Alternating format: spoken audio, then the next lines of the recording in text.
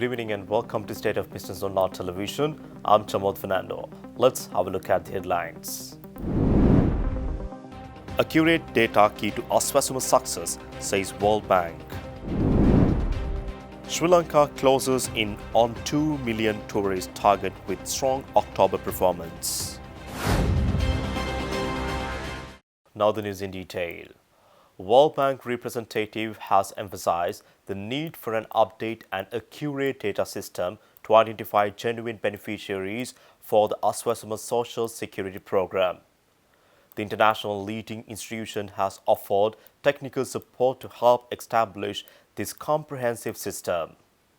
During a parliamentary committee meeting attended by finance officials and lawmakers, World Bank senior economist Francesca Lamana stated that merely having citizen information in a database isn't sufficient for identifying welfare recipients. She emphasized that data must be properly verified and analyzed to correctly identify those eligible for benefits, describing such a system as a productive investment for the country. Parliamentarians participating in the discussion suggested that beneficiary selection should involve local committees and that lists should be publicly displayed in villages to ensure transparency. Program implementation officials acknowledged challenges due to inadequate information provided to field officers, but noted that measures are being taken to properly inform divisional secretaries and Gramanildari officers about their roles. The World Bank delegation reaffirmed their readiness to provide necessary technical support and international expertise for establishing the comprehensive social security data system.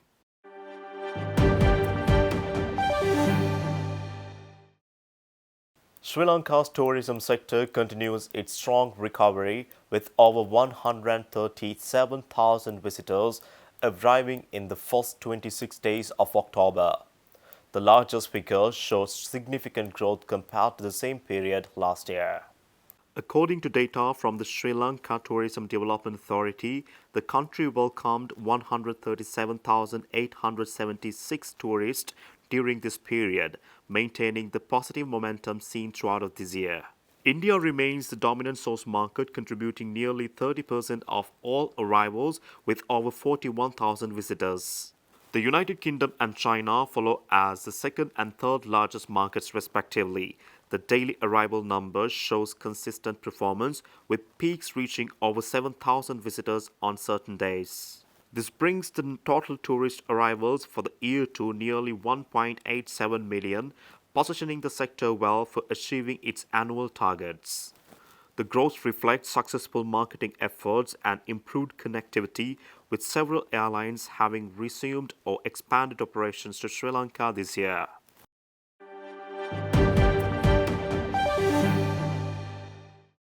A high-level delegation from Sri Lankan Parliament has begun a 4-day visit to the United Kingdom to strengthen bilateral parliamentary relations.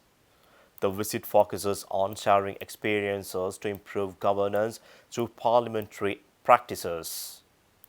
The delegation includes Speaker Dr. Jagat Wickramaratne, Health Minister Dr. Nalinda Jayatissa, Justice Minister Harshana Nanayakara, and Women and Child Affairs Minister Saroja Savitri Polraj.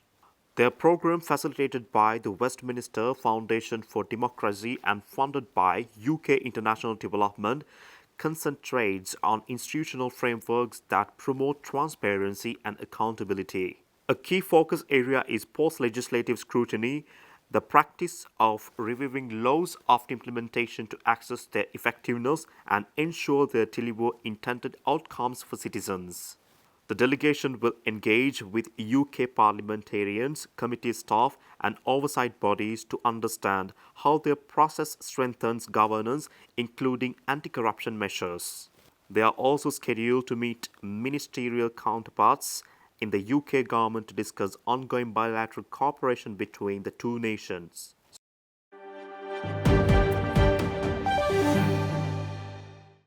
Stay tuned, we will return after this commercial break.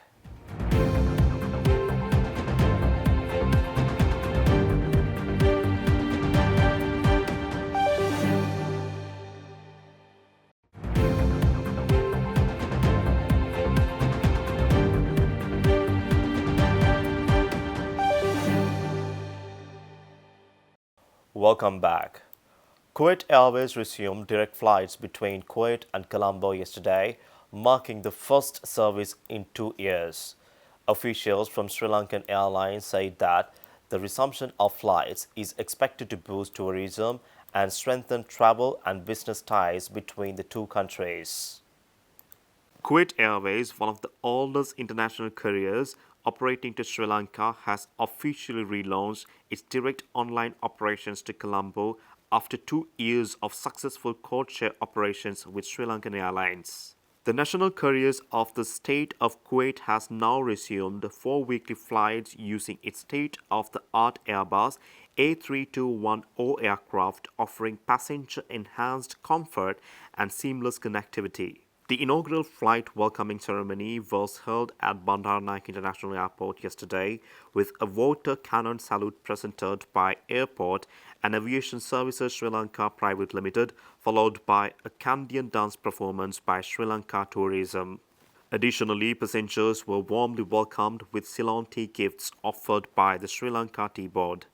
Speaking at the event, Charge d'Affaires of the State of Kuwait, Abdullah Ahmed, AMA Al Muhanna, said that the return of Kuwait Airways to Sri Lanka symbolizes the strengthening of friendship and cooperation between our two nations. He asserted that this reconnection will bring immense value to trade, tourism, and cultural exchange. Chairman of the Civil Aviation Authority of Sri Lanka, Sunil Jayaratne, and Commercial Manager, Passenger and Cargo, Sudesh Rupasinghe, who also addressed the gathering, highlighted the importance of the relaunch.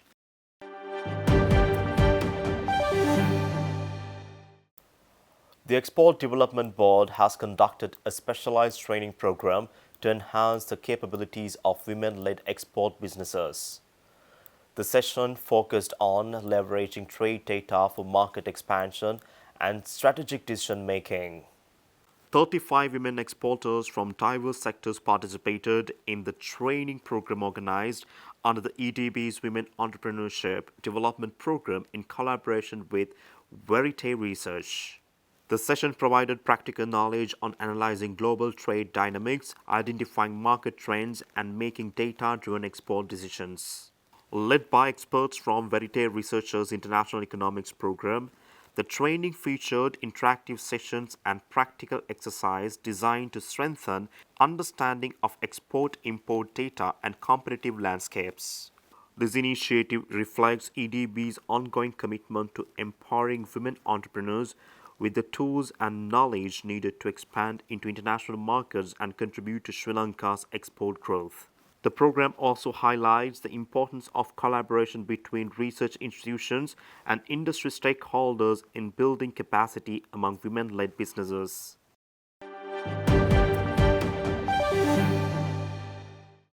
The Ministry of Science and Technology will partner with Ragama Rehabilitation Hospital to enhance its technological capabilities. A memorandum of understanding is being prepared to modernize medical equipment and develop local production of rehabilitation devices. The partnership follows an inspection visit by Science and Technology Minister Professor Krishantha Abesena, who also chairs the Gampa District Health Committee.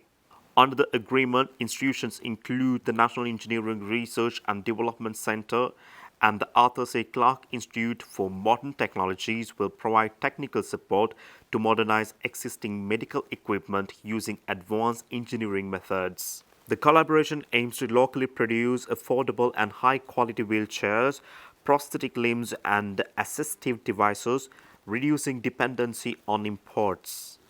Additional components include staff technical training, capacity development, and establishing a joint research and development unit for collaborative innovation.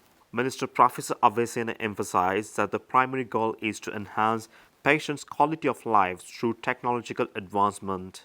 An action plan will be prepared and submitted for cabinet approval before the formal signing of the Memorandum of Understanding. Stay tuned for the stock update.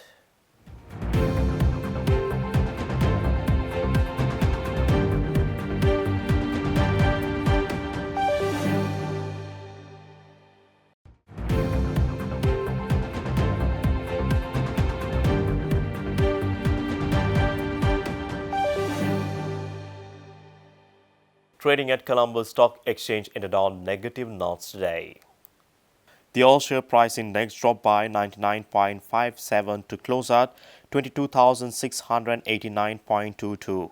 The S&P SL 20 dropped by 52.54 to close at 6,203.09. The turnover was over 6.1 billion rupees and over 211 million shares were traded. Up next are Forex rates.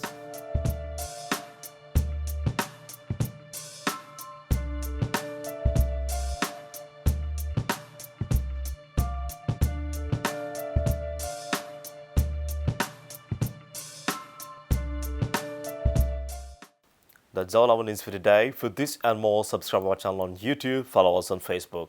Take care and good night.